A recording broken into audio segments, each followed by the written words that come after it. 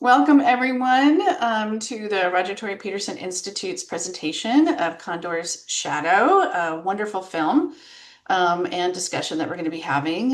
This is being recorded, as you probably heard the recording itself saying that. It will be posted in a few days on our YouTube channel, so hopefully you can see it there, share it with your friends, and it joins a lot of other great content that we have. In case you're not already familiar with Roger Tory Peterson Institute, we are a nonprofit organization and we have the mission to steward the legacy of the amazing naturalist, author, and artist, Roger Tory Peterson, who made birds and nature lots more accessible to the public through his amazing field guide series, many of them over the decades. And the first one was published in 1934 and sold out within like 2 weeks. So that gives you a sense of how he found just the right formula to help people identify birds and then other kinds of creatures after that. He is a Jamestown native, which is why we're located right here in Jamestown, Western New York. He grew up in a house just a couple blocks from here. And this building that we're in, the Institute was founded in the 80s, but this building was opened to the public in 1994. Besides caring for his art, his library, his archives, his study skins, we also display the work of all kinds of other contemporary nature artists like Jennifer Anderson, who's with us today, all for the same purpose that Roger had himself, which is inspiring our visitors, our community to care about nature. And that's, exactly what Roger dedicated his life to. So I personally think he'd be very excited about the presentation that we're having today. I think he'd be very pleased. So my name is, I don't think I said that, Stacey Audi Demangate, still kind of the new CEO for RTPI, started in January, and I hail from California, which is why, partly why we're doing this presentation. Besides Jennifer's artwork, I did pull on some California contacts. Jeff McLoughlin, in particular, the filmmaker who I've worked with over the years, and who's just a wonderful human being. And I'm so grateful he was willing to share this film with us. And the Santa Barbara Zoo, awesome. I can't tell you how many times I've visited the zoo and enjoyed it. And it's exciting what you guys do out in the field for conservation, which we'll be learning a little bit about. With that, I want to introduce our curator, Rachel Kaczynski, who schedules and works with the artists and Roger's collection, and let her chat for a second about that and introduce our artist, Jennifer Anderson. Rachel. Thank you. All right, before I start, I do want to share a nice little graphic that has some of Jennifer's art on it so you can see Oh. if you've never been here before. So that's Jennifer. Those are some nice examples of her artwork that are currently on display in the upstairs gallery. And so Jennifer Anderson was one of our 2025 artists in residence. So she spent the week here in the archives. So as Stacy said, that was access to the art collection. So around like 1,500 works of Roger Tory Peterson's, the correspondence collection, the films, the personal library, and things like that. And she focused on the California Condor and the American Kestrel. This is also the last week to view her exhibition. It's called Enduring Beauty, Portraits of the California Condor and American Kestrel. It is upstairs, so if you are in the area, I do recommend coming before Monday because it's very fantastic. And she worked in watercolor, ink, and colored pencil, and then dry point etchings. And what Jennifer Anderson did for this exhibition was she focused on bird portraiture as a way of seeing and honoring these two birds.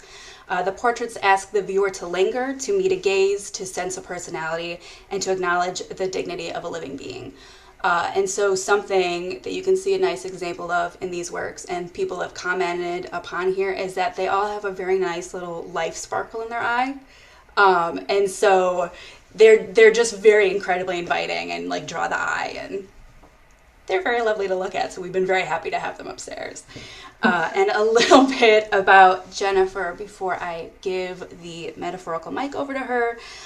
Jennifer L. Anderson is a painter and printmaker working in many disciplines. Her iconic and evocative imagery is informed by her experiences as a woman and a mother, as well as her love of the natural world. Anderson was born here in Ware, Massachusetts, and raised on a farm in North Brookfield. After earning her Bachelor of Fine Arts degree at the University of Connecticut in 1989, she pursued graduate studies, exhibited throughout New England, and raised 3 children. Monterey, California has been Anderson's home for the past 15 years, and she is fortunate to be able to split her time between Monterey and her family home in Vermont. And so both places offer her a connection to the flora and fauna of the natural world. And Anderson's works are held both publicly and privately in collections internationally. And so to talk a little bit more about her exhibition and kind of what drew her to these species, I would like to introduce Jennifer Anderson. Hi. Well, thank you. Thank you, Rachel. Thank you, Stacy. Thanks for putting this together. It's an honor to, not only was it an honor to be an artist in residence at the Institute, but then to have the follow-up programming is just, it's a kind of like the icing on the cake. So I appreciate it, and I'm honored, and thank you to everyone who's joining us from afar. So yes, so I'm Jennifer Anderson. As Rachel described, I'm an artist, lifelong artist. And I think that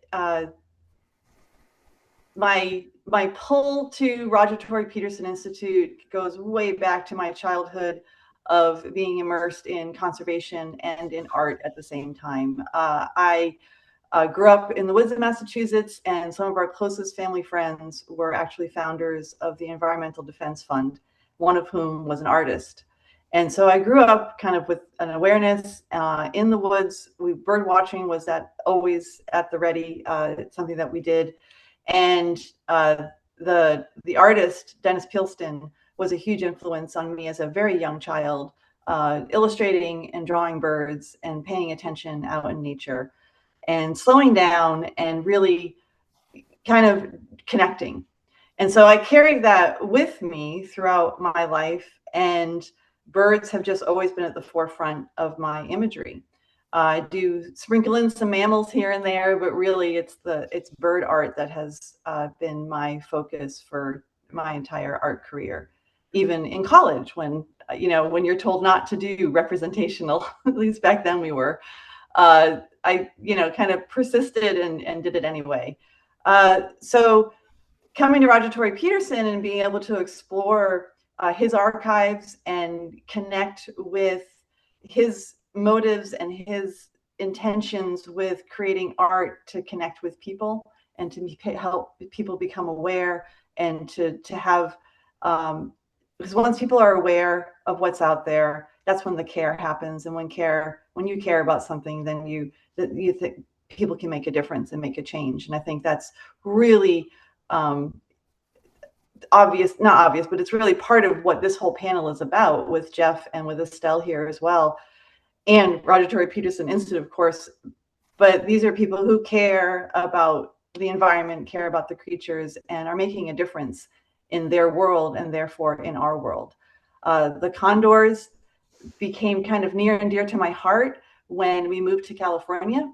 I didn't know much about them prior to moving here, but we're in Monterey, which is right north of Big Sur, which is basically where there's a large flock of reintroduced condors there, the Big Sur flock. And in 2020, they were put at huge risk from the Dolan wildfires. And that's something else I didn't experience until I moved to California, was the devastation and the absolute destruction that happens from California wildfires, or understanding what wildfires do. And the condors really have nowhere to go. I think they lost it. I don't remember how many they lost in that Dolan fire, but it became a really big topic here, and it really opened up my eyes to just the danger that they are in, or just the risk that they are at in the environment from so many things, and including wildfires. And so I kind of dove in and learned a little more about them and started painting them, to work with the Ventana Wildlife Society a little bit, who are the people, that's the organization that does the Big Sur, that takes care of the Big Sur flock. And you kind of fall in love with them. Like I always thought vultures and condors, they're just not super pretty birds. But when you start to understand them and watch videos of them and study them and learn so much more about that. They've got personalities, and they're a very communal group of birds, and there's hierarchy, and it's really interesting, and they become very beautiful to you. And so that's kind of how I fell into drawing and painting condors. And then the opportunity at RTPI, I presented a proposal to study these because they're at risk. I mean, a huge risk, and American kestrels, because that's actually one of my favorite birds, but they are also declining in numbers, and there's not really a lot of information yet about why their numbers are declining. And I thought it would be really interesting to come to the Institute and kind of see what Roger Tory Peterson did with these two birds, and if there was any documentation of his experience with them via observation in the field or painting them. And I also thought it was really, when I was there and immersed and just overwhelmed with the enormous amount of work in the archives, but also the beauty of the Institute and how it really touches you when you just walking in the door. I wanted to create an exhibit that kind of reflected all of that, and that feeling of peace and that feeling of connection that I felt. And so that's how I kind of settled on the portraiture that I did and the different mediums that I did. And I was going to say something else about, oh, I thought it was really, when you said that would be, I think Roger would be very pleased to see this happening today. I also think that Roger would be very pleased to see the comeback of the California Condor, because he did not witness that in his lifetime to the extent that it is now happening. So that was something that also struck me. It's like, oh, he was aware of their decline, and they were definitely, the numbers were so low. But to see the populations grow and to see all the different organizations across the states and that are working hard to protect the species is pretty amazing. So, yeah. I guess. Yeah, thank you so much, Jennifer. Yeah. That was awesome. Yeah. And now I want to introduce Jeff to say a few words about the film that we're going to see. He debuted this at California Nature Art Museum quite a while ago at this point. It's been on public broadcasting as well. And it's just, he should be very proud, hopefully, still of this film. I think you're really going to enjoy it. So, Jeff, take it over. Yeah. Yeah, this is a film that I produced over a 3-year period, from 2010 to 2013. And as you'll see, it was kind of a passion project. But like any film, you get into the subject matter and get to experience a lot of people that you never would have encountered in daily life. So it becomes really kind of a fascinating education process. And as Jennifer said, the birds themselves are really, really remarkable. You tend to think of obligate scavengers as things that prey on dead things, which they do, and they serve a purpose, just like a turkey vulture, a much more common bird, serves a purpose in the environment to rid us of things that are potentially disease carrying, and condors fill that role. And in the not so distant past, were much more populous than they are today, and there's a number of reasons for that. But as you'll see in the film, the remarkable thing about it is that we have the power to eliminate the dangers for condors. A lot of it is habitat loss, which is a difficult thing to adjust to. But there's other things in their environment that are human caused, and we have the power to remove those things with the will of people going about their daily lives. So you'll see those stories in the film, and I hope you enjoy it. Yeah. Thank you so much, Jeff. And Estelle, we're going to hear from Estelle after the film, who has all kinds of updates and can share the work that the Santa Barbara Zoo itself is doing to be part of this whole amazing program. So with that, Rachel, it is time to roll the film.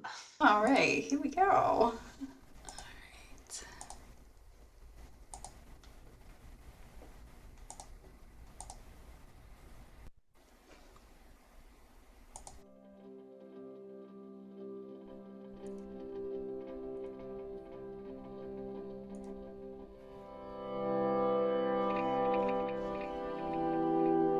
thousands of years before the appearance of man, an enormous bird soared over North America. Distinctive in flight, with its white slash and great wingspan, the bird was revered by native people and noted by the Europeans that came after. But as the final decades of the 20th century unfolded, human preferences took their toll. The finality of extinction loomed. A heroic effort ensued to rescue the bird that had become an iconic symbol of American wilderness.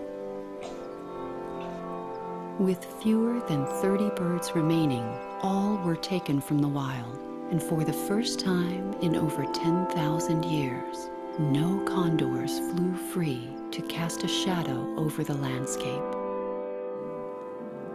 Against all odds, the species was pulled back from the edge of the abyss.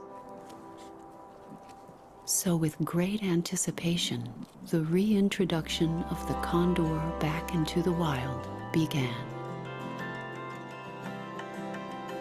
After 30 years of committed effort, the story of recovery for the California condor continues today. A story of environmental challenge, passionate conservationists, and a beautiful, soaring bird.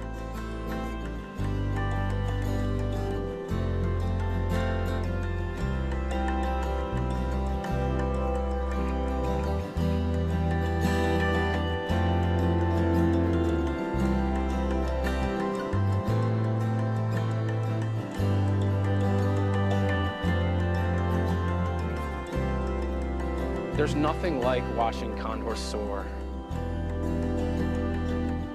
People kind of say, oh, it's just a bird, or it's a bird that should have been extinct a long time ago, or it's a dinosaur. And I guess condors are just a bird in the same way that the Grand Canyon is just a canyon.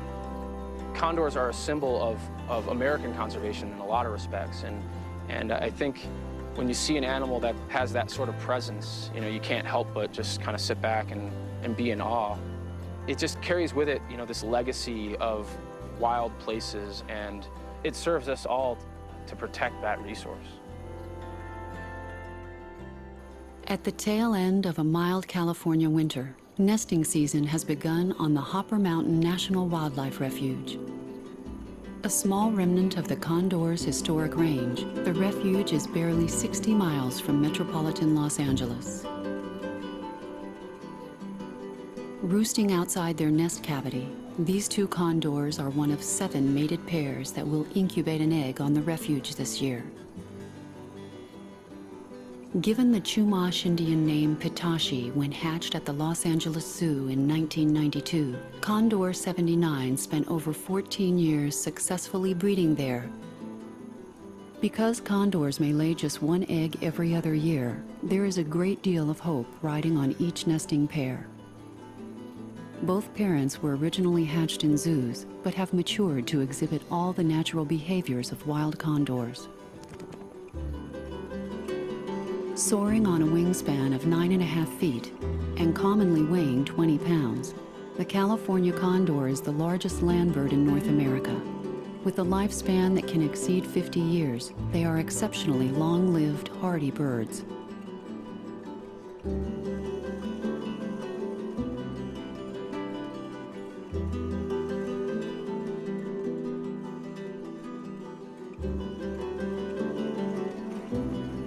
Far from the nearest road, Joseph Brandt scouts for the nest location on the refuge. He manages the Southern California Field Program. The field team keeps track of all the condors in the wild. So this is the signal for Condor 247, who's the male. The female Condor 79's signal is strongest down canyon.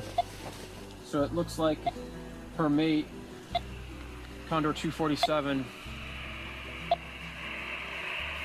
is the one that's on the nest, and this is his signal now.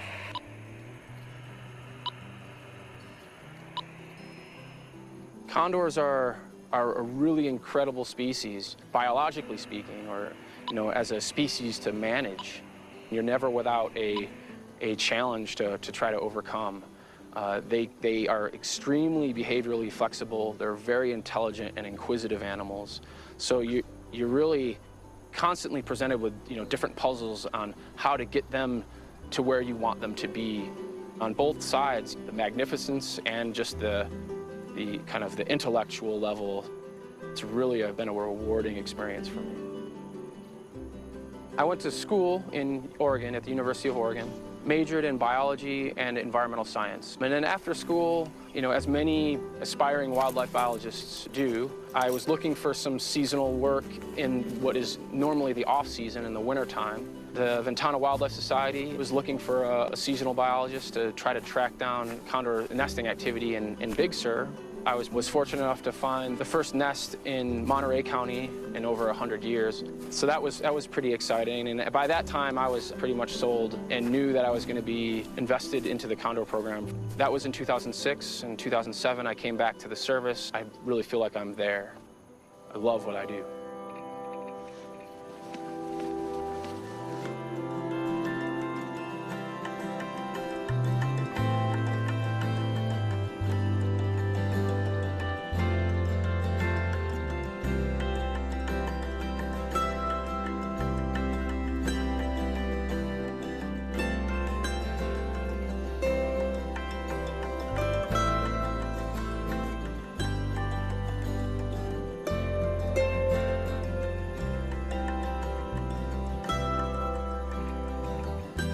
Joseph, Mike Clark, and biologist Jeff Grisdale hike out to enter the nest of the mated pair. Biologists will enter each of the 7 nests on the refuge 5 times over the 6-month nesting season. This initial entry is to check the fertility of the pair's egg. On an adjacent ridge, an observation team is already in place. Bill, this is Joseph again. Joseph, this is Bill. I copy. You guys can see me, right? Yeah, we have a good view of you. If I went straight down from the tree, I would be on your right side of the nest? It would be more straight down and to the right. Okay, all right. Okay, let us screw around here with the anchors, and then we'll start lowering a rope and trying to get a better idea of where we want to be. We'll be in touch. Thanks, Joseph Clear. Early on, the birds started nesting in 2001, and from 2001 till about 2005, we took a pretty hands-off approach, and what was found then was that there was a lot of issues with the nesting process that related to this microtrash, these small bits and pieces essentially being collected by the parents and being brought to the nest, fed to the chicks. The chicks would have an impaction form in their gut, and they would slowly starve to death because they weren't able to digest any food. So in response to that, we started to become more hands-on with the way that we'd manage nests. We'll actually climb into these nests and pull the eggs to check them for fertility or examine the chicks to get an overall health assessment, and then also clean the nests of any trash items that had been brought to the nest by the parents. So that's been pretty effective. It's not a long-term solution, but in the meantime, we've actually been able to fledge many, many more chicks. So there was about a 10-fold increase in the number of chicks that we were successfully fledging. It's just a way that we can augment the population with this naturally fledged bird. Got my ascenders, an atria. We're good to go.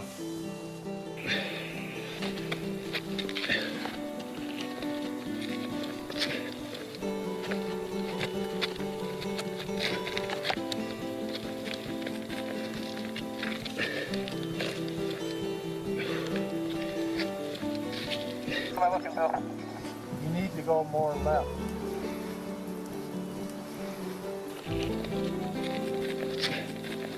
15, 20 feet forward.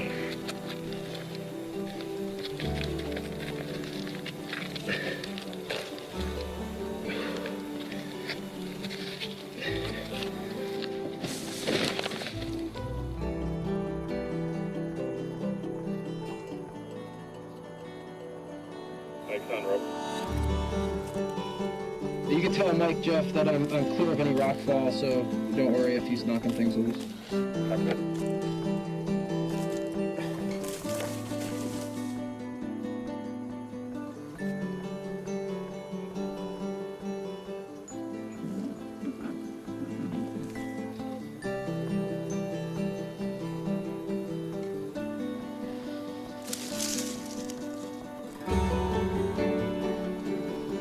The drive to return to incubation brings Pitashi back to the nest. 20 years old and fearless, she has a lot of experience with human interaction. The oldest female condor in the wild, her bold personality makes her a force for the biologists to contend with.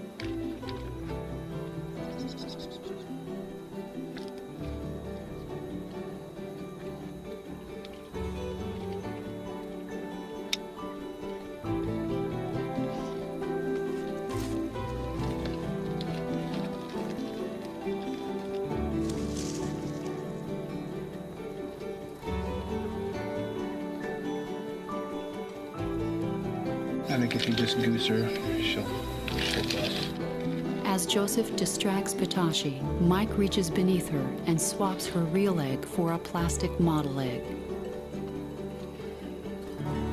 Because the reproductive rate for condors is naturally low, the stress on the pairs created by entering the nest is balanced against the higher nesting success rate that results from this intervention. Joseph uses a plastic bag to create darkness and a flashlight to shine through the eggshell.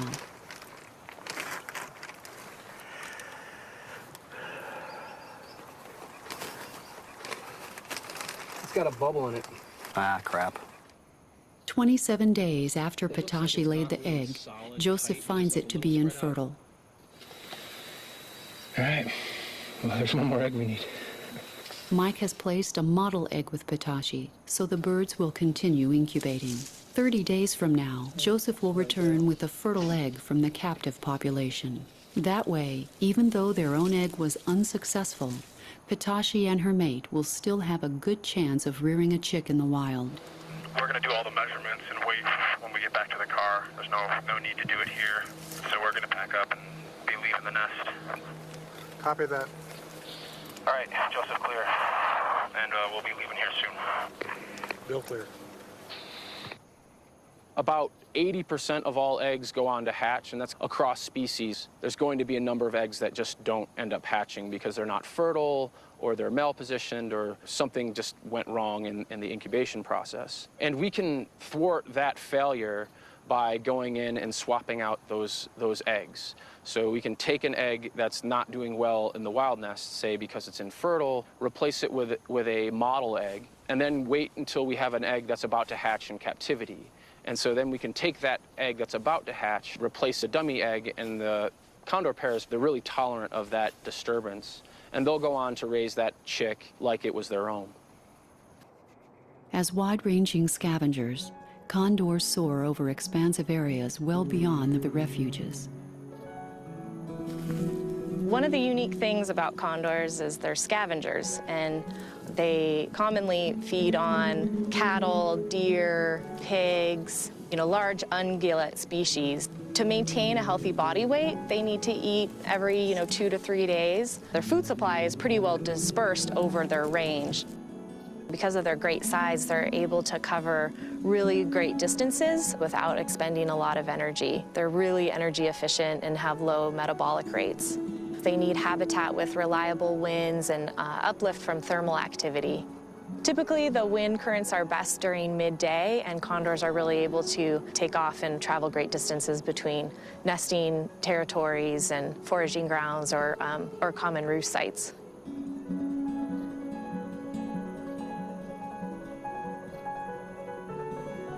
"20 years of field experience and exhaustive scientific research reveal the shadow over the condor to be lead ammunition.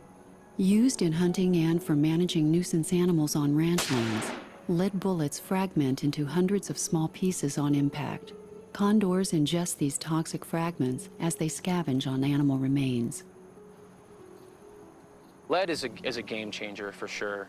If lead weren't in the environment, there's many things that we could do differently as far as how we could encourage the birds to inhabit more of their range. Now we kind of proceed really slowly in terms of those aspects of the program, because we're always very cautious about birds moving into new areas because we don't know what the lead load of those areas is going to be. But we also have the technology and tools today that give us such a more detailed look into what condors do on a day-to-day basis, such that we can really paint a picture of what they're doing on a landscape level, because it is such a landscape level species. It inhabits so much area. In order to cover that wide area, we've put transmitters on the birds. They give us GPS locations on an hourly basis each day. We can use those locations to determine where there are birds congregating, and then we can go out and investigate those congregations. And as you'd imagine, that's a pretty important aspect of our program in order to determine the possibility of lead contamination, and then just to know that there's enough food out there for the birds to feed on. On the Hopper Mountain Refuge, just a few short miles from her nest, Pitashi has been baited into a trap by biologists. Despite being stressful for the birds, the potential for lead poisoning makes routine health evaluations necessary. The field team balances the goal of creating a self-sustaining wild population against the health threats the birds may encounter while foraging in the wild. A test commonly used for children exposed to lead paint is used in the field to test condors. Pitashi's test reveals the quantity of lead in her system at just under half of the level requiring treatment. This intensive management of the wild condor population defines the species' recovery status today. Wild in behavior, but not entirely free. Condor 247 watches with interest and awaits Pitashi's release.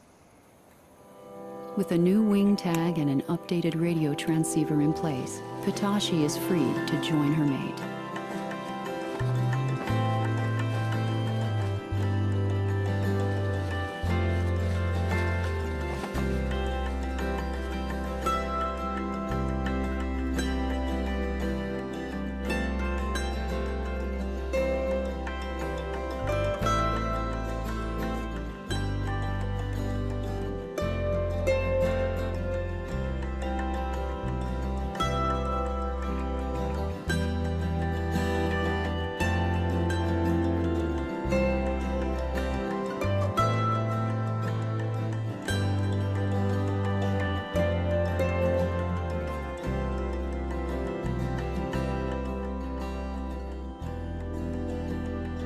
We like to look at the program as 4 stages that we went through, and the first one was the rescue effort.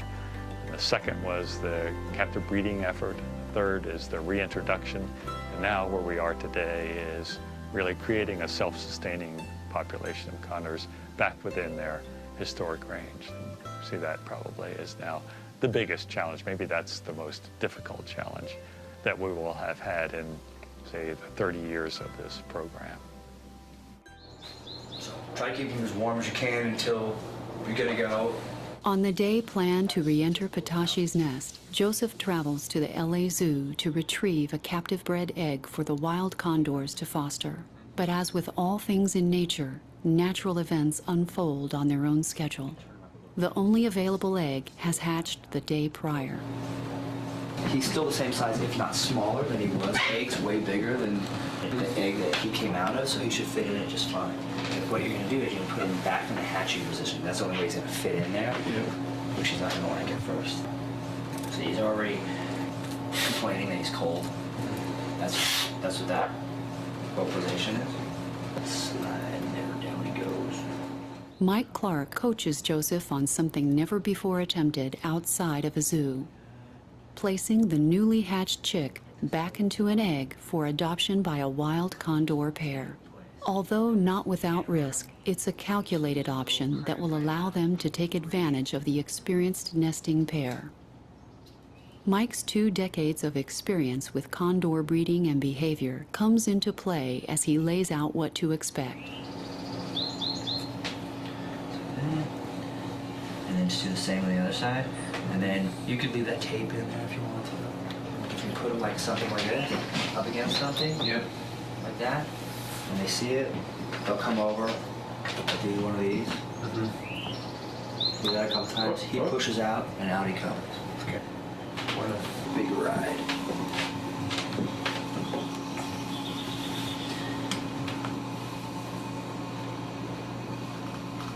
Good.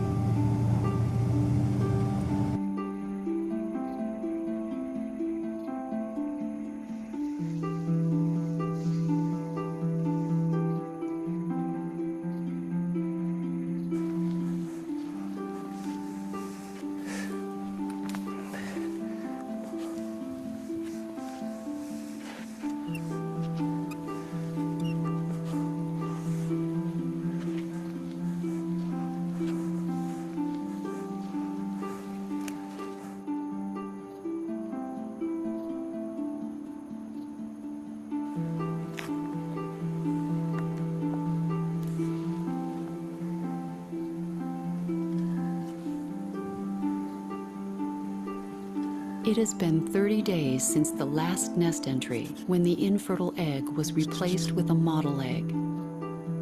As Joseph approaches, Pitashi spreads her wings to appear larger and stands her ground.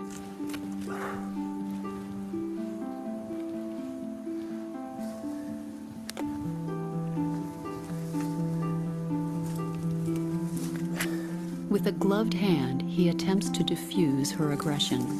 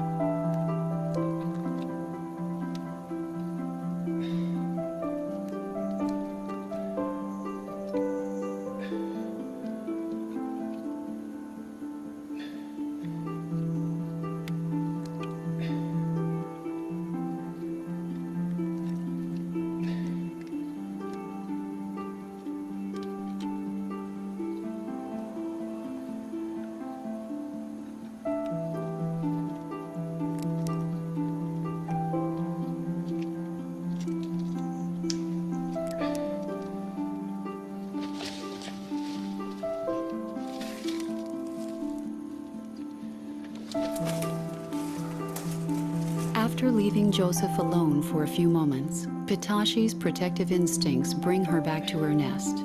Knowing that her discontent over his presence could lead Pitashi to harm the hatchling, Joseph again tries to diffuse the bird's aggression.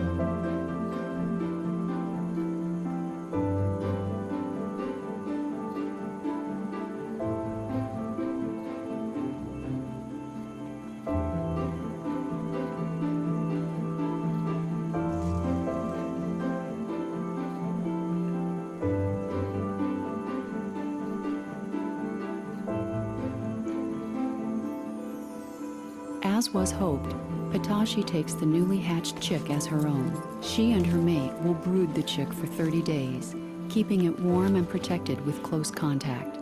The pair will then continue feeding the young bird for as long as a year and a half. That lengthy parenting process is a part of why the reproductive rate of condors is so low, and yet another reason why biologists work so diligently to make the most of each and every nest.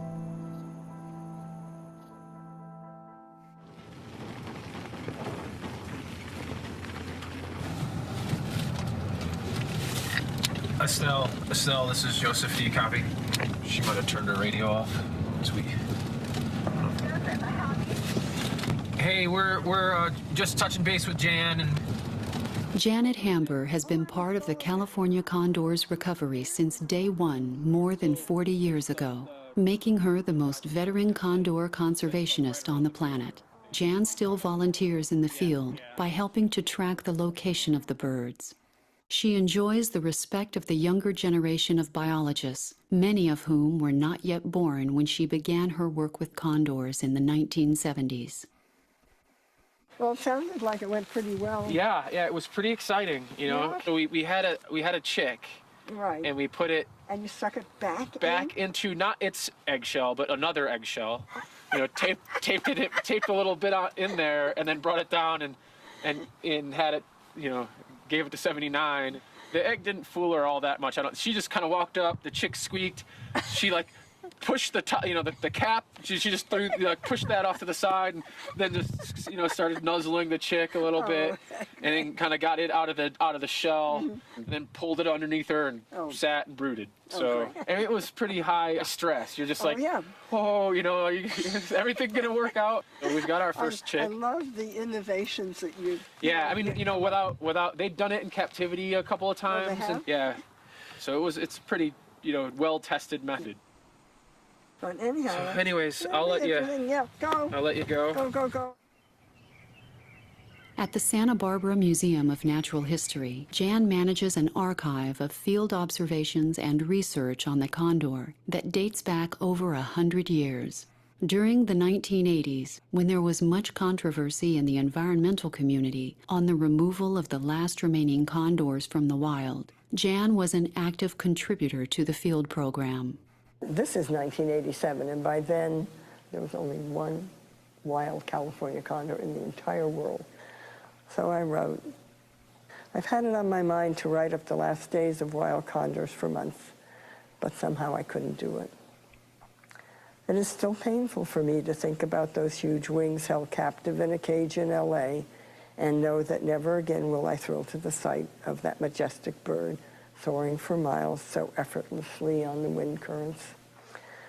On the morning of April 18th, 1987, I sat on my OP and followed AC-9 by telemetry signal as he left the roost on Brush Mountain and headed straight for Hudson Ranch.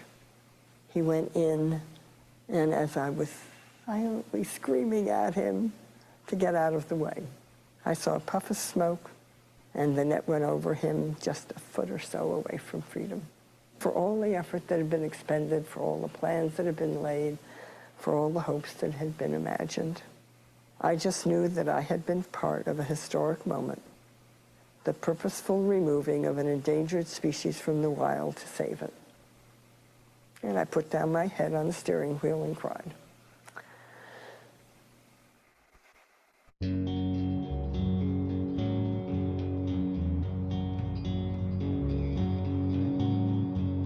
But by the time we got to 9 birds in the wild, we knew that we weren't going to be able to save the species in the wild, and that eventually all the birds would have to come into captivity. And the understanding when those last birds came in was that they were essentially being put in protective custody, and there was always the possibility that at some point in the future that those birds could be released back into the wild. We haven't released all of those birds back into the wild, but we've released 3 of them so far. 2 of them have died and 1 is still alive. 1 was shot and 1 died of lead poisoning. Back at the zoo, Mike Clark has in hand the last wild condor, AC-9. Re-released to the wild in 2002 as Condor 21, he is the only original wild condor flying free. Right side? Yep. He was the very last wild condor captured of the original wild flock. Once he was captured, there were no more wild condors in the wild. There were none in the wild. The lead chelation treatment he will undergo today is his 5th round for the week. 6 weeks of treatment will be required to purge the lead from his system. Nowhere would we have imagined that we would be taking care of 15 birds at a time that are wild, that are just coming in because of lead toxicity. Our job mainly is to maintain a captive flock and breed them and reproduce birds in captivity to support the release efforts. I mean, we're doing that and we're doing all this. So this is his 5th treatment in 5 days. There is a number that we look for on the field test kit that will say whether or not he will be treated or not, and it's anything above 25 micrograms per deciliter. The only thing that's acceptable in humans is 0. But we're letting them go at 25 because it's just, we'd have every one of them in here all the time if we were trying to get them 0.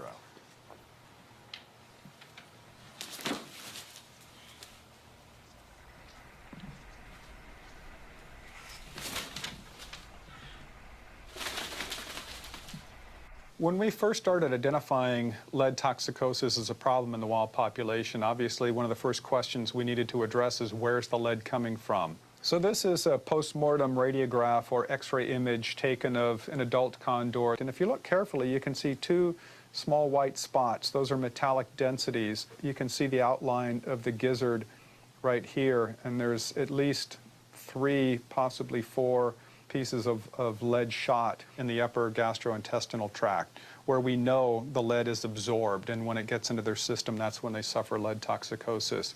The way they're probably picking it up from the carcasses is either a hunter shot carcass that's not recovered, so it's still out there, or what are called gut piles, where a hunter recovers the carcass, they collect what they want, and they leave the remains behind, and those remains that have been left behind might still contain lead fragments. All of these are lead. So all those little white dots? All of this right here is lead, yeah. The condors or other birds come along to feed on those remains, then they can pick up lead from that. It's important to consider all possible sources of lead, because if we want to mitigate those causes of lead, we need to identify all the possible causes of lead toxicosis. So we've been looking hard. At this point, the only sources of lead we've been able to implicate are lead ammunition.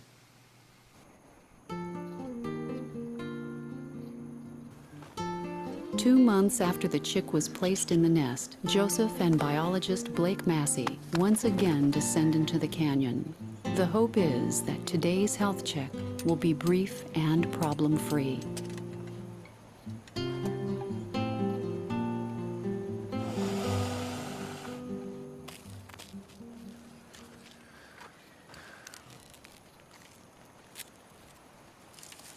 When we climb into a condor nest, our intent is to examine the chick, determine whether or not it's healthy. If it's healthy, we do very little. We'll go in at 30 days of age, at 60 days of age, at 90 days of age, and at 120 days of age. The 30 and 60 days of age, we give West Nile vaccination and a booster. We'll take a weight, take a blood sample, and that's pretty much it for the chick. And then we'll clean any trash items that we find in the nest. The 90 days of age is really when we saw the most of the problems with microtrash arise. That's when the impaction is most likely to occur. And then the 120 days of age is when we put a transmitter on the chick so that we can monitor it, as soon as it starts flying around. And we don't go in after 120 because at that point the chick is maybe more likely to fly away than it is to go cower in the corner. And we don't go any further beyond that age.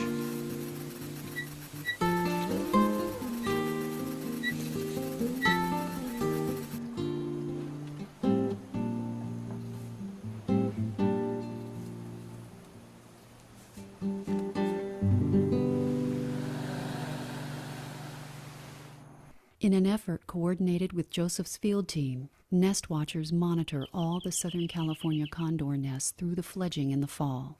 Additionally, the research data the observers collect further informs the science of what really constitutes normal behavior for these rarest of birds. So here we are at the South Potrero Nest Observation Point, and as you can see, we're in a blind, concealed from the view of the condors. We showed up this morning at about 6:30 because we have to be here right when the sun rises to make sure that we're getting a full day of behaviors. Is the chick active, and is the chick developing in a normal manner, or is something a little different about that particular nest? We collect behaviors in different coding forms. The main reason we collect notes in such a detailed manner is to make the process more systematic. Earlier, when other researchers were out doing nest observations, the notes that they were taking were sort of descriptive narratives, handwritten notes scrawled across journals. And it makes it a little trickier to actually interpret that without having to piece through all of that information. Now, one of the great things about it too is that the nest observation program allows for immediate detection of problems. Previously, problems have been observed with a chick, and we've been able to respond on an immediate basis. In some cases, helicopters have been brought in to evacuate the chick and get it to veterinarian care, which has saved Condor's life. It's a great opportunity for us to use it in sort of an immediate feedback, as well as a long-term research potential.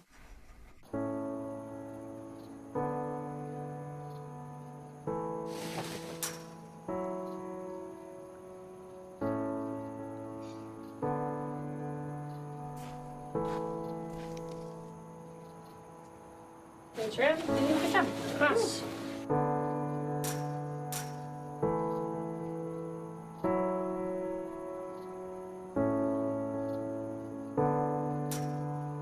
Each spring and fall, all of the free-flying condors in California are trapped for health evaluations.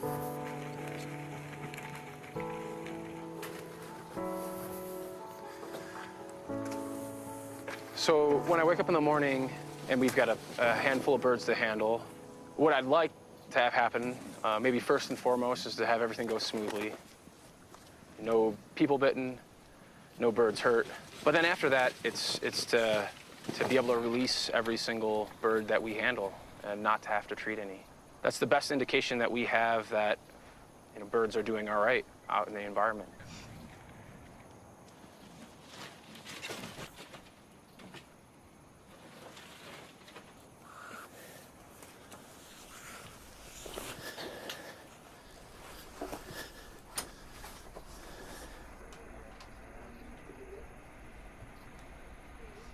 Last spring, when we did our last round of trap up, we had 13 birds out of the 45 that we tested.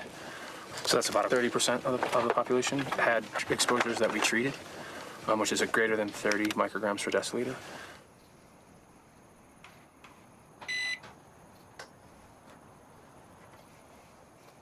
This year, yes, is definitely higher than last year. We had far more birds that we needed to send down to the LA Zoo to get chelation therapy this year than we did last year.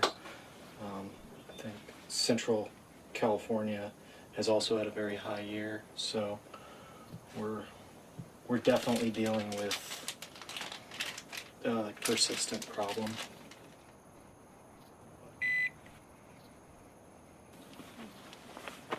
All right, there's one to mark. 1, 2, 10. All right, you want to sample this one, Blake? The trapping events are also an opportunity to acquire samples from the birds that inform scientific research. That's a good eye. To get a better understanding of the sort of long-term or chronic lead exposure that these condors face, we started to evaluate their feathers and basically looking at the lead concentration and the isotopic signature of the lead in the feather as it's growing. Every day, the feather will grow about 0.2 inches. And so we can basically track and look at a couple inches of feather and say within those 4 days, the condor had high lead exposure or low lead exposure. And if we put all those pieces together, we can reconstruct the exposure history for the condor over the whole time frame of feather growth. And for condors, that could be about 4 months. So it's giving us a much greater understanding for how often are these condors lead poisoned, how acute is the lead poisoning event, how long does the lead poisoning last. And from this, we're getting a much better understanding of really how substantial and significant the lead poisoning problem is for the recovery of the California condor. In the spring of 2012, Finkelstein's work made international headlines when published in the Proceedings of the National Academy of Science. Her 5-year study found that lead from ammunition was very near entirely to blame for the condor's frequent health problems. The study concluded that the species could never be conservation program independent as long as spent lead ammunition was found in their habitat. Many in the gun industry and some hunters see the scientific studies as just another anti-hunting agenda. Other hunters see their place in the conservation landscape in a more balanced way. Hunting is really an important component when we talk about wildlife management. I think a lot of times hunters only think about the species that they're hunting, and not the ones that interact or actually become part of the whole ecosystem out there. These are 2 bullets of the same caliber, .243, and you can see the bullet to the right here has a lead tip, and the bullet to the left has a fully jacketed copper round. These 2 bullets will take and do exactly the same thing. One of them is just not friendly to wildlife, friendly to human consumption, and again, friendly to the resources. So we have to make that change out there. We have a national symbol, the bald eagle. Bald eagles take and die all the time from lead poisoning. Golden eagles do, and any other wildlife are affected by these lead fragments that are left in gut piles and in carcasses that are wounded animals that are out there, or animals that are just shot as varmints, like ground squirrels. Condor is kind of like the canary in the mine. It's giving us some indication that lead isn't a good product to be putting out on the environment. In 2007, California legislators passed the Ridley Tree Condor Preservation Act, which made it illegal to hunt with lead ammunition in the species range.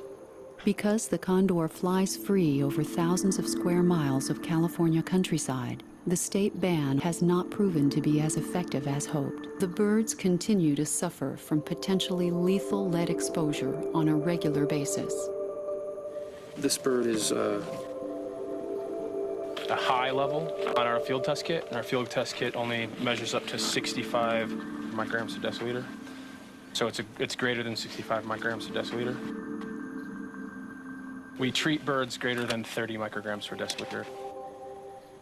Because this bird has an elevated level, we'll kennel it up and transport it to the Los Angeles Zoo either this evening or early tomorrow morning for a treatment, which is chelation therapy. And he'll be in captivity for probably at least 2 weeks for the treatment, but depending on how elevated his level is and whether or not he shows any clinical sign, he could stay for longer.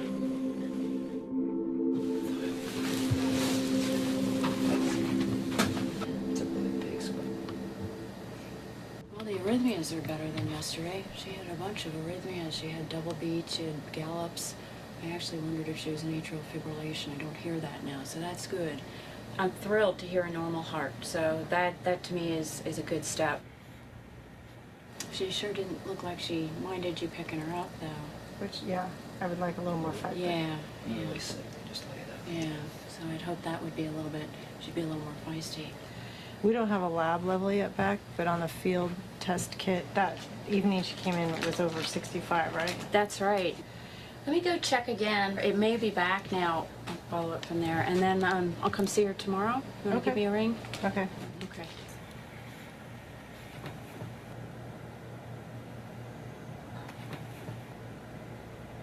For me, she's definitely special because she was the first bird when I started working in this program that I got to help take out to the wild. So she was... How long ago was that? That was... Well, she's been out there 16 years. So the first month I started here, we took about 12 birds out to the field, and this bird was in my car that I was responsible for her well-being on the way out to the field. So she's definitely special to me because it was just an incredible experience to help release birds to the wild.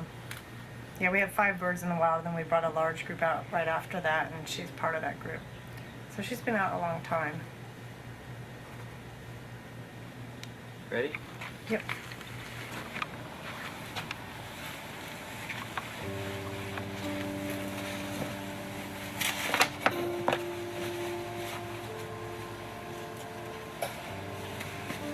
Do a little walk wobbly, but yeah, she's definitely.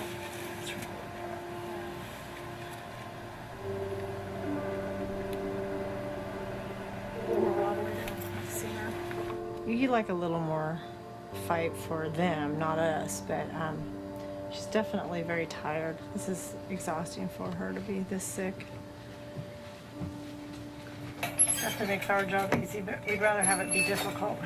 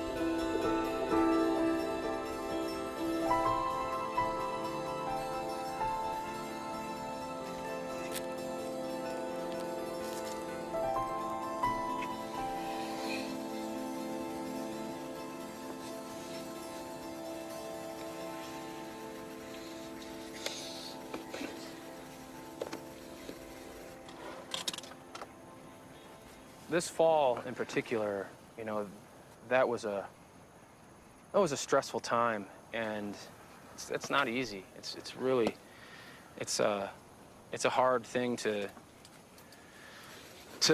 have to deal with, especially, you know, given that, you know, I've been with the program for 5 years, and, you know, some of these birds I've seen as chicks. I released some of these birds, and then you bring them into the zoo and they're sick and they die. You know, you've invested all that you can into their life up to that point, especially when, you know, it's a bird that fledged from a wild nest. It's trying. It really is. Because you can't help but have some sort of attachment to the animal that you've worked with for 5 years. I try to keep focused on the big picture, and are we moving the population in the right direction? What's happening at the population level when I'm considering things as a biologist? But, you know, I'm not just a biologist. You know, I'm a father and a human. You know, it's not hard to build an attachment with any individual bird within the population, just because of how often you're interacting with them and observing them or caring for them. You still get that, and it's never easy. You know, there's not a bird in the population that's not going to be treated given the current environment. That's discouraging, and it's disheartening, because it just means that we have a lot more work to do and a lot more to overcome.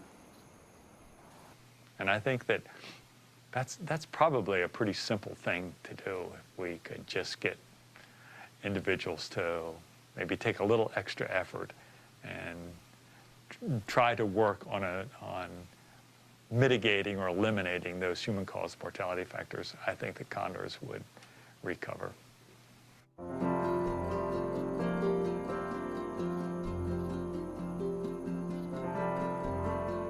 For Pitashi and Condor 247, their nest has been a success.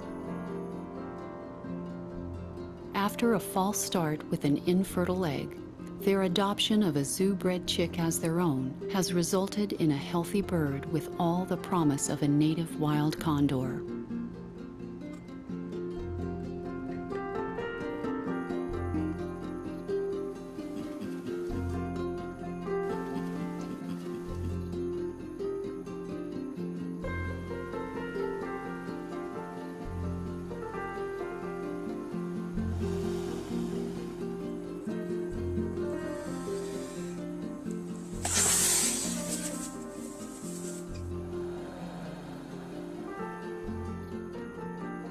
With the last health check at 120 days, Condor 599 has dodged the hazards of microtrash and lead.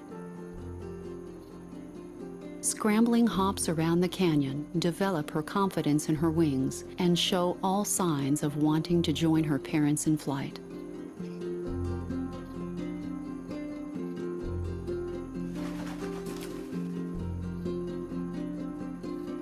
In the 8 months since Joseph introduced the bird to the nest, the chick has grown from a quarter pound to nearly 20. The fledgling process is a gradual one, with the soaring flight of the condor coming after much hopping and flapping of wings, which now approach 9 feet in length. Pitashi and 247 will continue to feed and protect the fledgling for many months to come. Remarkable parents, the condor pair will model the behavior the young bird will need to survive and integrate into the flock.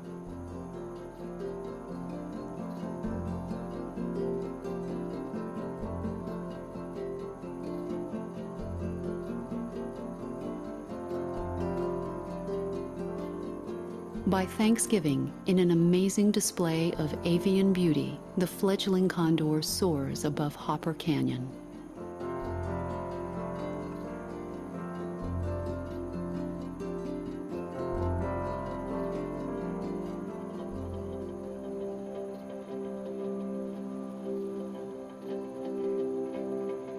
There's nothing like watching condors soar. To me, that's what it's all about. That's what all of this work is for. It's just to get them out there doing their thing. So any opportunity that I can get out and show my son, who's 5, stretch like a big condor. I have a newborn, so I hope to show him as well when he's of age, but to show them the birds, and they will see me handle them, and they're gonna have that up close look. But it's really when we're watching them soaring over some canyon somewhere is where I find it most rewarding. Is because for all as fun the hands-on stuff is, the reward is the hands-off. It's just being able to step back and just kind of see the fruits of your labor, I guess. Yeah, so that's what it is for me.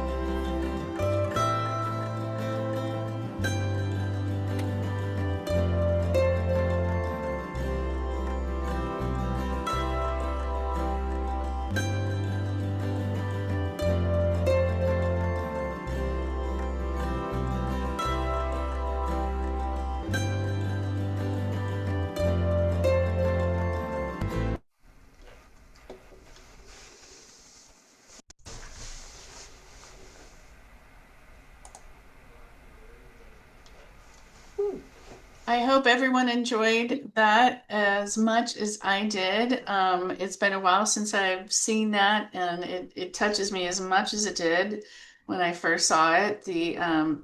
absolute heroics of the people who were so directly involved and the personal physical risk with some of the stuff they do is just insane. So I think at this point, we'll introduce Estelle, who's still very currently involved in all this, and then it's going to be like whatever, however the discussion evolves, and as interested as everybody is here attending. So Estelle Sandhouse is the Vice President of Conservation at the Santa Barbara Zoo.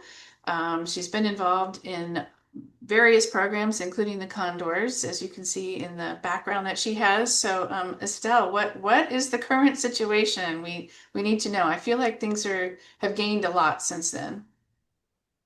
Yes, and just first, I want to thank the Roger Tory Peterson Institute for hosting this. Jeff for the incredible film, and it had been a while since I had seen it too, and it just still hits me right there. Even though we're working with these birds every day, it's just such a beautifully woven story, and you blend the science and the heart, and it's just and Jennifer, it's just such an honor to meet you, and be able to view your artwork that really captures the heart and soul of the birds and their personalities. And I'll say that that's one thing when, we work with these birds. The condors are so long lived when left to nature and not lead poisoning and these human mortality factors. We don't even really know what their upper limit and lifespan is. The oldest bird is in its early 60s that we know, and wow. He's still reproductive. So, it may well be up into their 70s. But yeah, so I guess to back up, I think the film gave a really nice glimpse into the collaborative work that is the Condor program. So there are, many agencies, nonprofits, zoos working together to conserve this bird. And, as we heard Jan Hamber, they were completely taken out of the wild in the 80s. And at that time, people say it was a wing and a prayer. Fortunately, the breeding in the facilities was successful. Condors are very resilient. And after, I want to say, I should double check this, about 7 years of extinction in the wild, the team was able to begin reintroductions. Now, the Santa Barbara Zoo is located in Santa Barbara, California, along the coast, but within view of Condor historic habitat. At the time we opened our Condor exhibit with the vision to bring condors close up to all of the people of our region and around the world. At that time, the condors hadn't re-inhabited those Santa Barbara mountain ranges quite yet. And when you ask where we are today, I can say happily that the condors are now flying free in those mountains. They have re-inhabited really, I would say pretty much most, if not all of their former recent historic range in Southern California, and are mingling with the other flock, the Central California flock, in up where we have, Monterey, Big Sur, et cetera. And now there's another release flock that is a partnership between the Yurok tribe and the National Park Service. So we're seeing these birds fill out that historic range on the West Coast. And there's a reintroduced flock as well in Baja California, Mexico, and also in the Southwestern United States. We have, I want to say, over just about 600 birds now, and coming from 22, that's incredible.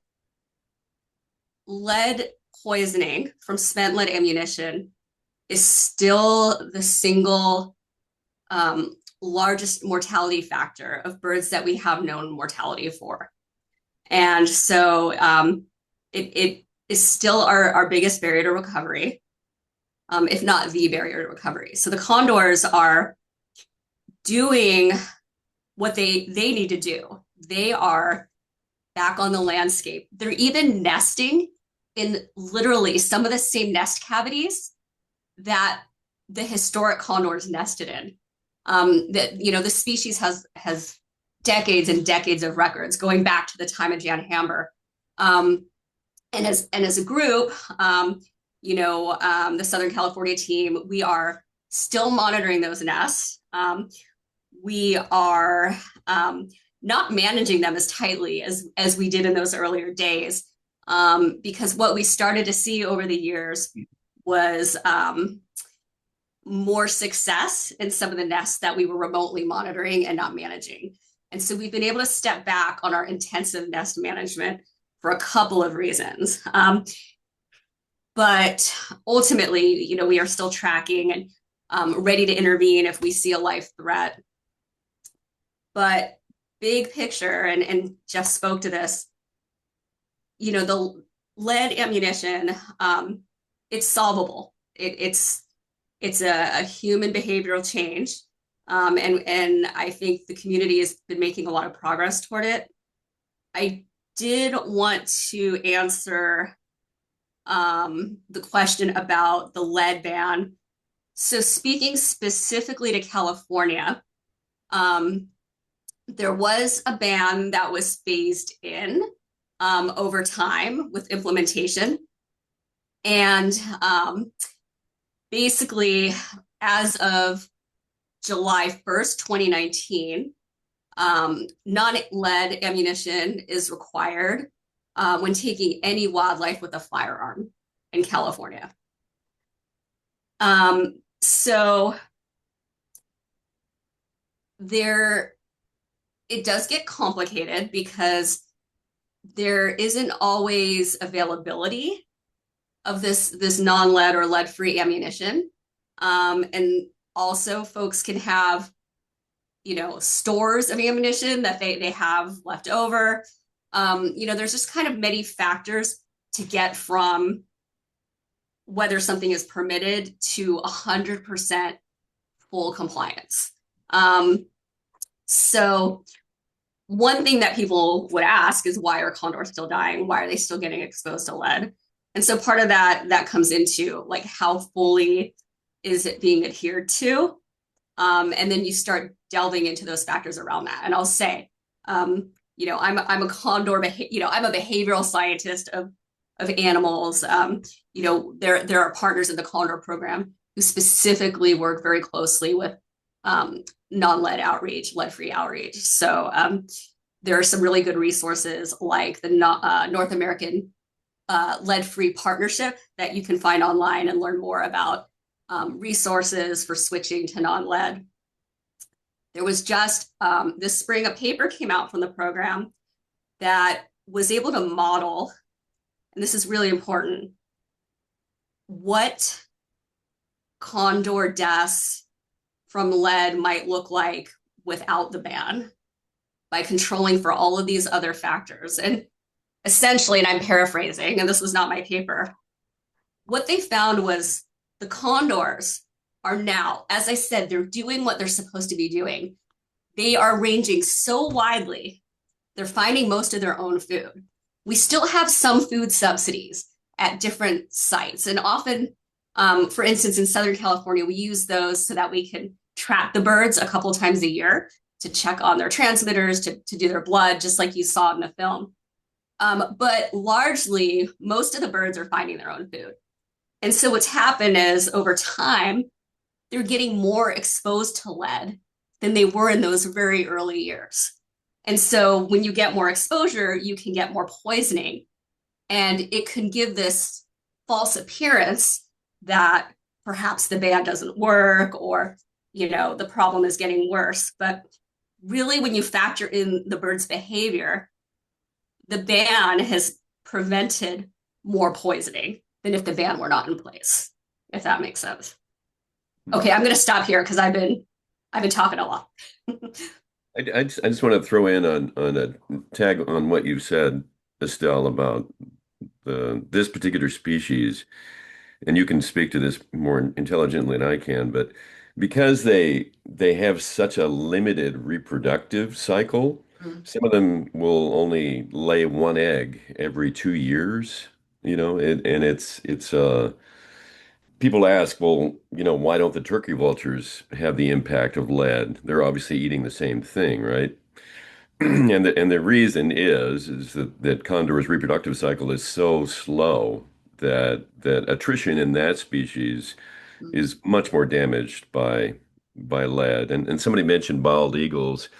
It's true in the Midwest as well. It's very, very common that bald eagles, golden eagles, any kind of a scavenger will pick up lead in the environment. It's just that with condors, they're just not a real prolific breeder, unfortunately. So that's why the impact is so great. And as the fish and game guy said in the film, they are kind of the canary in the coal mine in that sense, in that they show us that it's in the environment and the impact on them is greater because of the reproductive rate.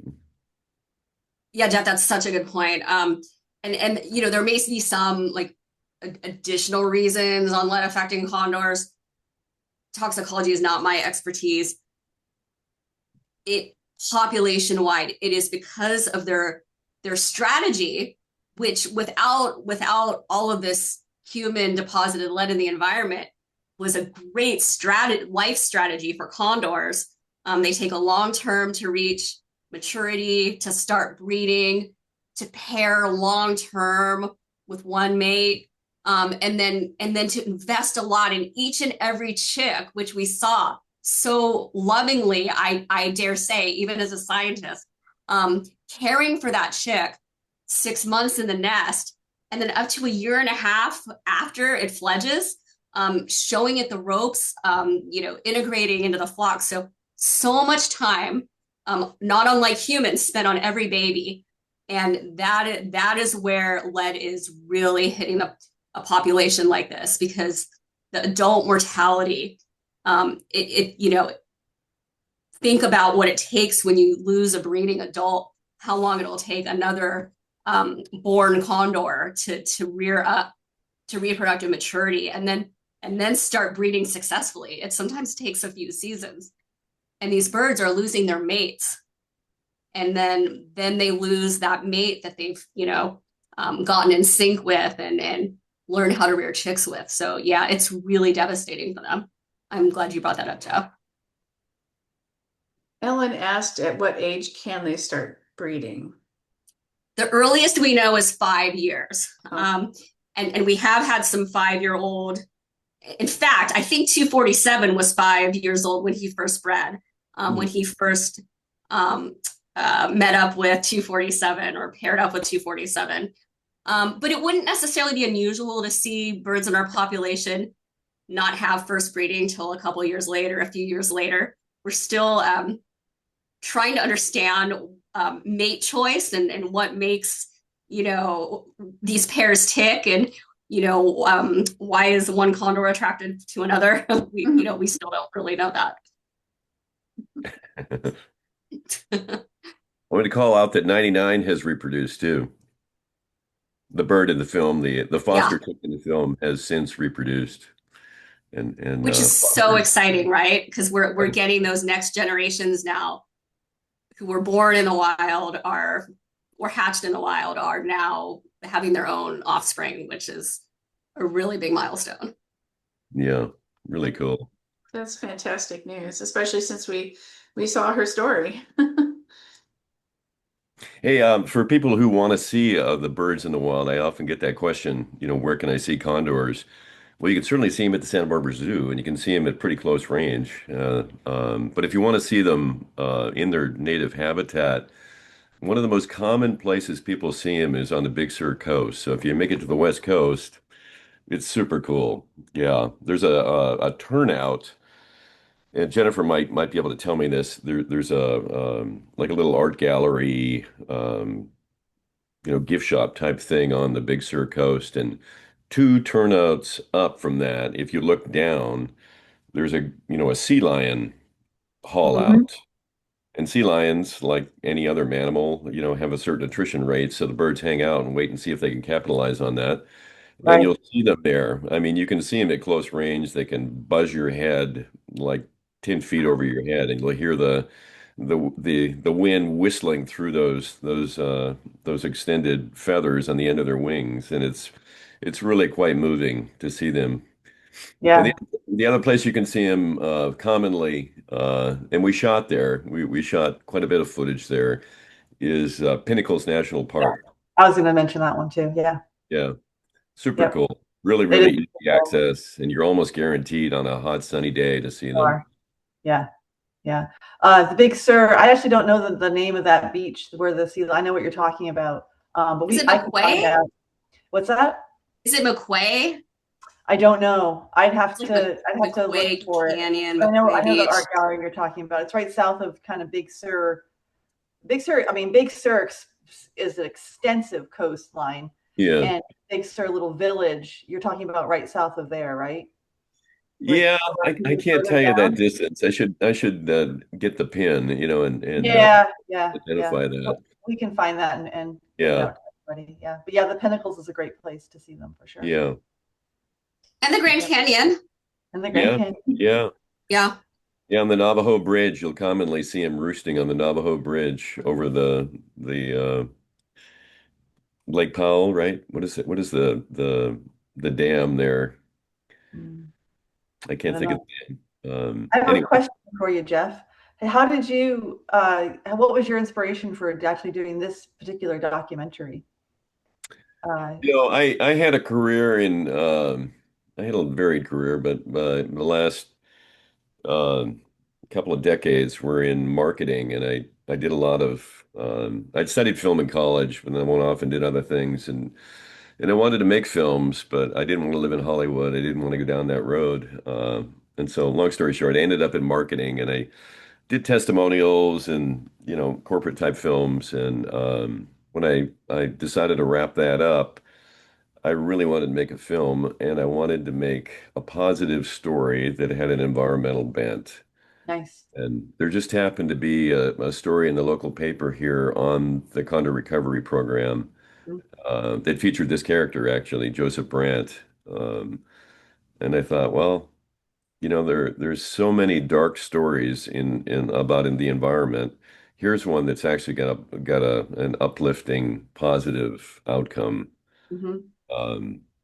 At that time, when I first started it, I want to say there was 160 birds total in the world, and now there's 600. So it's a story that just attracted me. Yeah. And then on top of that, you got Joseph Brand, who's 6'6", and just he didn't really like being on camera, but he looked good on camera, and he was just a really compelling character to fall around and try and keep up with as that guy romped through the woods. Yeah. At the That's time, beautiful. I was 58. I think I started that film, so keeping up with him was an experience. Yeah. And even Estelle's compatriot there in the nest watching thing, where they do that, these birds nest is like in the boondocks. I mean, Yeah. it's like there's no trails. You're on the spine of these hills. They're tucked into some sandstone cave, and you got to go find them. And Wow.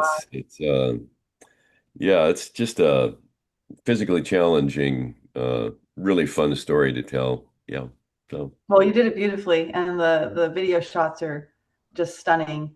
And I thank think you. that it really captured it. Yeah, you captured the gentleness of the birds, and it is, which is I think so important for people to connect to understand that these are just gentle giants out there doing their thing.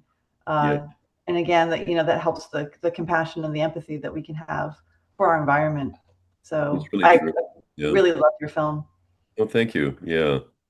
Thank That you. the other thing about those birds is they're extremely curious. There's a lot Mhm. going on there when that bird lands next to you. And they would commonly come down and check me out, be Wow. 10 feet away from me. And they're looking at me like, why are you here? What is your story? I know that there was, an inquisitive nature in Right. those birds that had nothing to do with feeding on me. It was just trying to understand what I was doing in proximity to their nest, in their environment, and Right. perhaps defending them. And one anecdote I'll tell you that really struck me about those birds is they they're very aggressive in their protection, as you saw with Joseph entering the nest. I watched a condor run a golden eagle off down the canyon. And if you've ever witnessed a golden eagle and the talons in a golden eagle, Mm-hmm. they're incredibly impressive birds. And these condors were just fearless in defending the nest and just literally, ran it away down the canyon so that it wouldn't depredate on their eggs. Wow. Yeah, really a neat species. Yeah. I should point out that Jeff has done some other wonderful nature documentaries, some with the California Nature Art Museum over the years. He's always been a joy to work with. I don't know if you're doing other documentaries, but yeah, I hope you do because you're wonderful at it. Thank you. Yeah. I have to thank everybody so much. It's already a little after 2:30, so we should wrap this up. I am so grateful to Estelle, Jennifer, Jeff for being here and sharing this story to new people that have not been exposed to this story, especially here on the East Coast. There's just not as much awareness, of course, of California condors. I'm really, really grateful. Yeah, it was very thanks for having us. Yeah. So thank you so much, everybody, for attending. This has been recorded, and we will be sharing it hopefully in a few days on our YouTube channel, and we'll try and let you know, and we'll certainly be posting about that in our YouTube, our social media channels as well. And thanks, Rachel, for helping out with all this here. Yeah, thanks, Rachel. Thank you. I'm glad we had our cameras off at one point.